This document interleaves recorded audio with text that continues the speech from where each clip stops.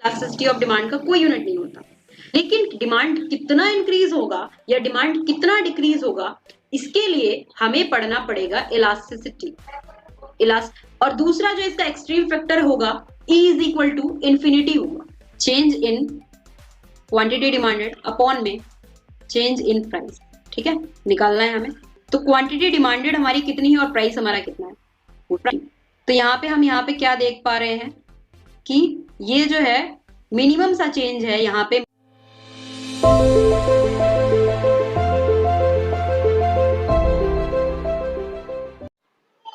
नमस्कार दोस्तों, aspirants campus में आपका स्वागत है। मैं रिचा और आज हम बात करेंगे इलास्टिसिटी ऑफ डिमांड के बारे में। तो इलास्टिसिटी ऑफ डिमांड एक बहुत ही वास्ट टॉपिक है। डिमांड के बारे में हम पहले ही पढ़ चुके हैं, डिमांड, सप्लाई एंड प्राइस के बारे में। तो प्राइस का इफेक्ट क्या पड़ता है डिमांड पे हमें पता है। प्राइस अगर इंक्रीज होती है तो डिमांड डिक्रीज होती है। किसी भी चीज की अगर प्राइस बढ़ जाएगी तो डिमांड कम हो जाएगी। प्राइस अगर डिक्रीज होती है तो डिमांड इंक्रीज हो जाती है। तो कई फैक्टर्स हैं जो डिमांड को इफेक्ट करते हैं। ये फैक्टर्स हमने पहले पढ़े हैं। तो हमें पता है कि डिमांड को कौन कौन से फैक्टर्स इफेक्ट करते हैं, कि हमारी डिमांड कब बढ़ सकती है, कब कम हो सकती है। इनकम, प्राइस और कुछ एक्स्ट्रा फैक्टर है। इसीलिए इलास्टिसिटी ऑफ डिमांड जो है वो क्वांटिटेटिव में 3 फैक्टर्स पे डिपेंड करता है। First, price elasticity of demand, जो कि हम अभी पढ़ेंगे। Second, income elasticity of demand and third, cross elasticity of demand. तो अभी हम फिलहाल प्राइस इलास्टिसिटी ऑफ डिमांड पढ़ेंगे, जिसमें 5 डिग्रीज है। सबसे पहले मार्शल के अकॉर्डिंग इलास्टिसिटी ऑफ डिमांड क्या होता है। तो मार्शल ने कहा था जो इलास्टिसिटी ऑफ डिमांड यानी कि ईडी होगा वो माइनस में होगा, क्योंकि डिमांड का जो स्लोप है वो नेगेटिव है, इसीलिए ED is equal to minus में होगा। माइनस में change in quantity demanded upon में चेंज इन प्राइस। तो ये हो गया इलास्टिसिटी ऑफ डिमांड। ठीक है, और इसका कोई भी यूनिट नहीं होता, जैसे किलोमीटर, किलोग्राम, ये सब होता है ना, इसका कोई यूनिट नहीं होता। इलास्टिसिटी ऑफ डिमांड का कोई यूनिट नहीं होता। तो ये मार्शल ने बिल्कुल क्लियर शब्दों में कहा है कि हमें पता है कि प्राइस अगर इंक्रीज होती है तो जो डिमांड है वो डिक्रीज होगा, प्राइस अगर डिक्रीज होती है तो डिमांड है वो इंक्रीज होगा। ये हमें पता है। लेकिन डिमांड कितना इंक्रीज होगा या डिमांड कितना डिक्रीज होगा, इसके लिए हमें पढ़ना पड़ेगा इलास्टिसिटी। इलास्टिक कितना है, इलास्टिसिटी का मतलब यही है कि डिमांड में कितनी कमी आई है या कितनी डिमांड में इंक्रीमेंट हुई है, कितना डिमांड इंक्रीज हुआ है या कितना डिमांड डिक्रीज हुआ है। अगर डिमांड में बिल्कुल भी इंक्रीज या डिक्रीज नहीं हुआ है तो वो क्या कहलाएगा, वो कहलाएगा इनइलास्टिक। ठीक है, तो यहाँ पे हम 2 एक्सट्रीम केसेस जो हैं डिमांड के वो हम यहाँ पे देखेंगे सबसे पहले यहाँ पे आप इसका एग्जांपल, वो डेफिनेशन आप यहाँ पे देख लीजिए। The elasticity of demand measures the responsiveness of quantity demanded. जो इलास्टिसिटी ऑफ डिमांड है वो क्या मेजर करता है कि कितनी क्वांटिटी डिमांडेड हुई है, यानी कि कितना चेंज आया है क्वांटिटी के डिमांड में। ठीक है, तो डिमांड में कितना इंक्रीज हुआ है या फिर कितना डिक्रीज हुआ है, ये हमें इलास्टिसिटी बताता है। Of a good to change in prices, price के चेंज होने से in its price, price of other goods change in consumers income, consumer की इनकम से भी प्राइस पे इफेक्ट पड़ता है। तो ये इलास्टिसिटी डिमांड का एक सिंपल सा डेफिनेशन है एक तरीके से। और वैसे डेफिनेशन तो हमने समझ ही ली है कि change in quantity demanded upon में change in price is equal to elasticity of demand. Simple सा फंडा है। तो इसको हम ये समझेंगे। अभी पहले हम देखते हैं कि 2 तरीके के कौन से होते हैं फैक्टर्स, एक्सट्रीम फैक्टर्स कौन से, एक्सट्रीम सिचुएशंस कौन कौन सी होती है जो कि इलास्टिसिटी ऑफ डिमांड को इफेक्ट करती है। तो उससे हमें पता चलता है। फर्स्ट फैक्टर है E इज इक्वल टू 0, यानी कि ये हो गया परफेक्टली इनइलास्टिक।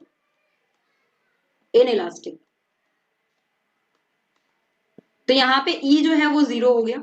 हमारा फॉर्मूला क्या था ईडी का, change in quantity demanded upon में चेंज इन प्राइस।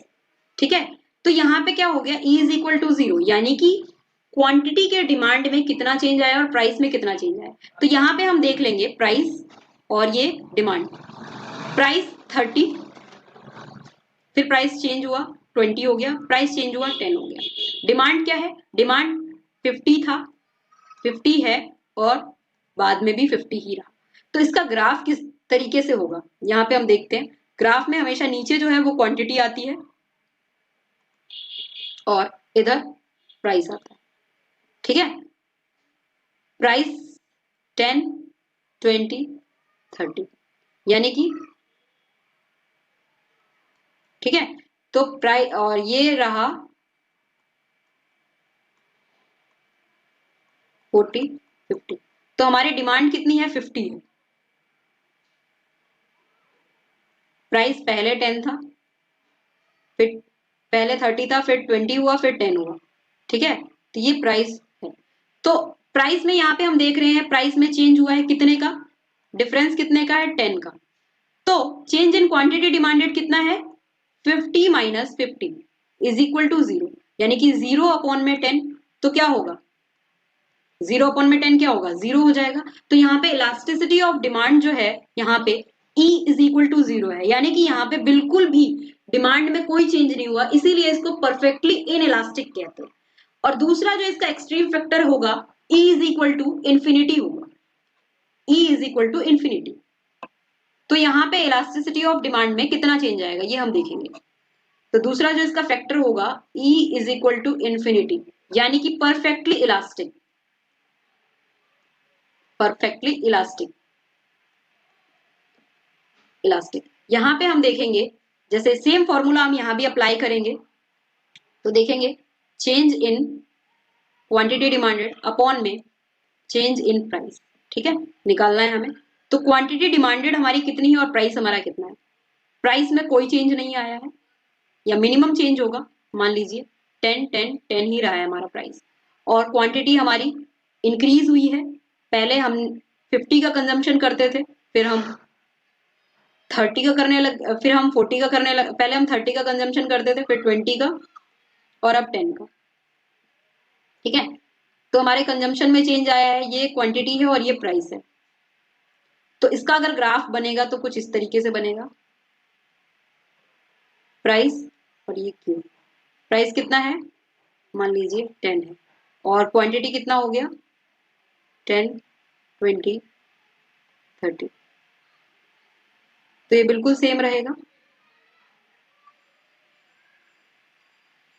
यहाँ पे क्वांटिटी डिमांड में चेंज हुआ, ठीक है। तो ये हो गया perfectly E is equal to infinity. इसको हम कैसे निकालेंगे, कितना चेंज हुआ है क्वांटिटी डिमांडेड में, 10, 20, 30, यानी कि 10 का चेंज हुआ है, और प्राइस में कितना चेंज हुआ है, 0। तो 10 अपॉन में 0, यानी कि ये क्या हो गया, इन्फिनिटी। तो इसीलिए इलास्टिसिटी ऑफ डिमांड यहाँ पे इन्फिनिटी है।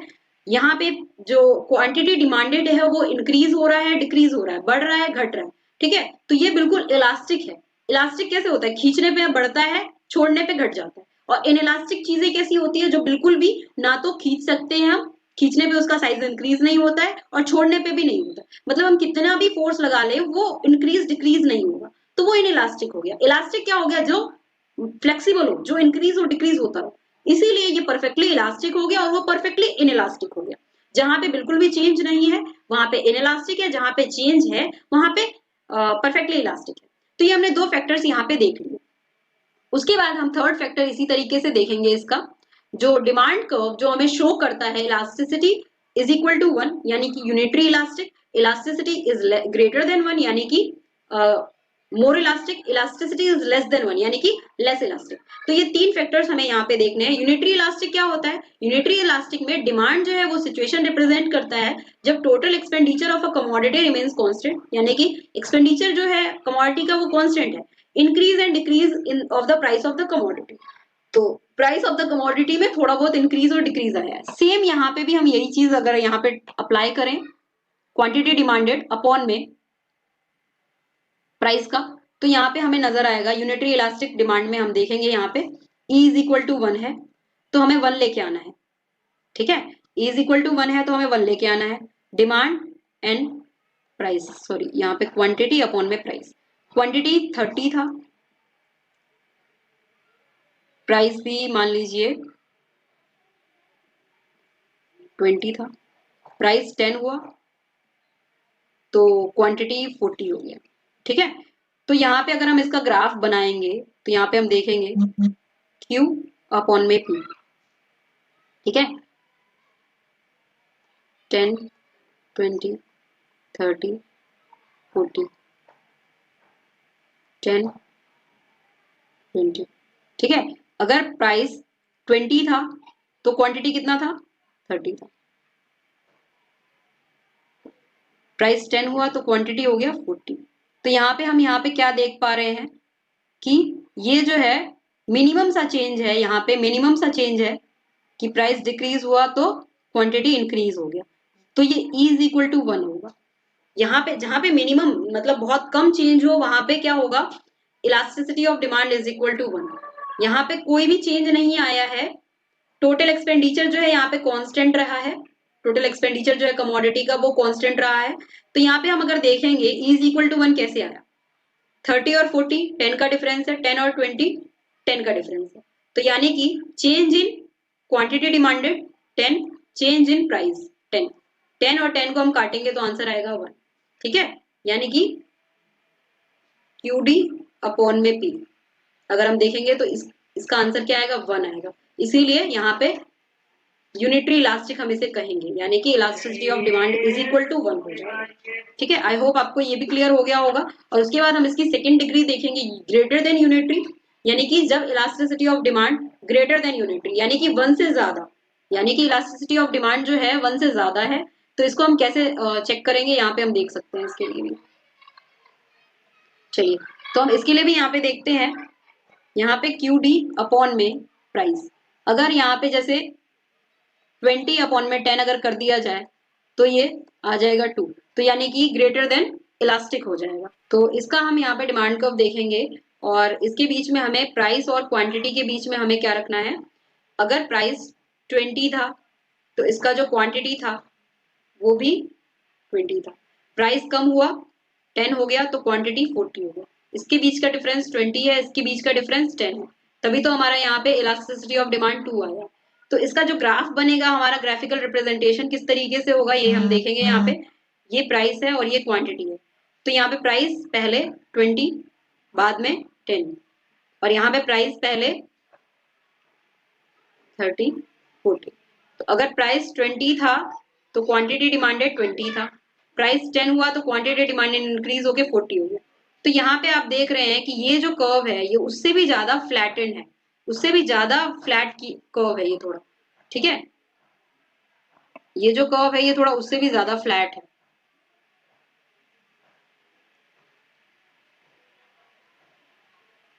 ये उससे भी ज्यादा फ्लैट है, इसीलिए यहाँ पे elasticity of demand is greater than 1 है, यानी कि इलास्टिसिटी ऑफ डिमांड जो है ED जो है वो 2 आया है जो कि ग्रेटर देन 1 है, तो कर्व ज्यादा फ्लैटन हो गया।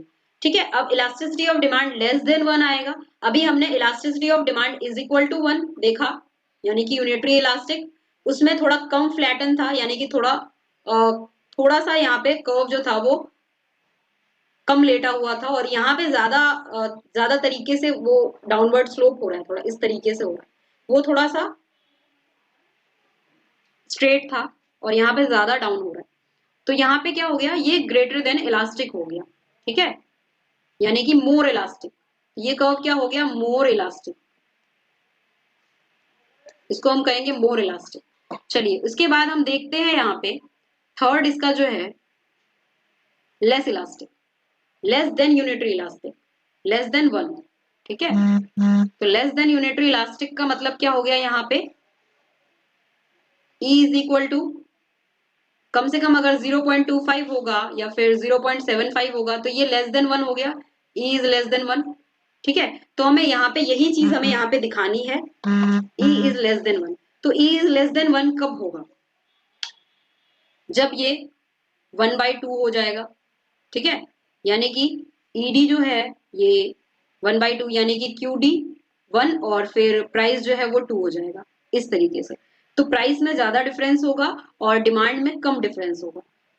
तो इसका अगर हम बनाते हैं तो आप इस तरीके से देख सकते हैं, प्राइस अपॉन में डिमांड, प्राइस एंड क्वांटिटी। तो प्राइस 20 फिर 10, क्वांटिटी में डिफरेंस कम रहेगा, क्वांटिटी डिमांडेड में डिफरेंस कम रहेगा। अगर प्राइस में यहाँ पे 10 का डिफरेंस है तो क्वांटिटी डिमांडेड में डिफरेंस यहाँ पे 5 का रहेगा। ठीक है, जैसे क्वांटिटी पहले 15 थी तो अब हो गई 10। तो इसका हम अगर ग्राफ बनाएंगे तो हमें कुछ इस तरीके से देखने को मिलेगा।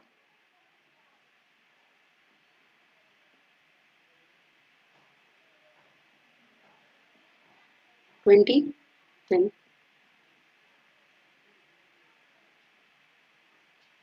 20 का यहाँ पे बन जाएगा 10 और 10 का बन जाएगा 15, 10, 15। जब हमारी प्राइस 20 थी तो हमारा डिमांड 10 था, और हमारी प्राइस 10 हुई तो हमारा डिमांड 15 हो गया। तो ये थोड़ा और स्ट्रेट टाइप हमारा यहाँ पे कर्व बन रहा है, आपको दिख रहा होगा यहाँ पे, ये थोड़ा और स्ट्रेट है उनसे भी ज्यादा।